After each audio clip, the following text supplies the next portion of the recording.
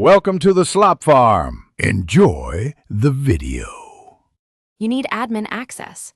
Once ready, make a quick restore point so you can undo changes. Open Settings, go to Personalization, then Taskbar to start. You're doing this because default taskbar behavior is managed by System Settings and sometimes the registry, so we begin where Windows exposes those controls.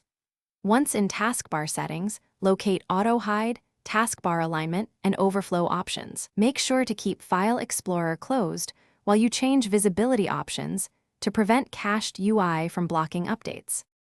Now you'll remove the visible taskbar. Enable Auto Hide to make it vanish, or change alignment and toggle visibility options. This hides icons without uninstalling components.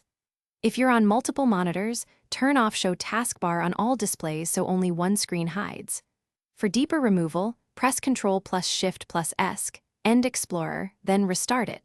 This applies settings immediately. You do this because Explorer renders the taskbar. Restarting forces it to reload with your new configuration, and that resolves most non-apply issues.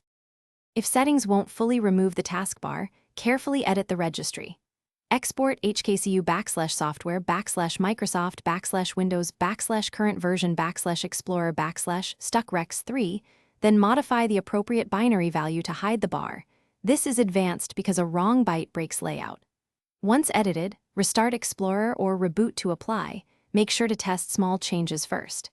If something goes wrong, restore the exported registry file or use System Restore. Troubleshooting tip: if the taskbar remains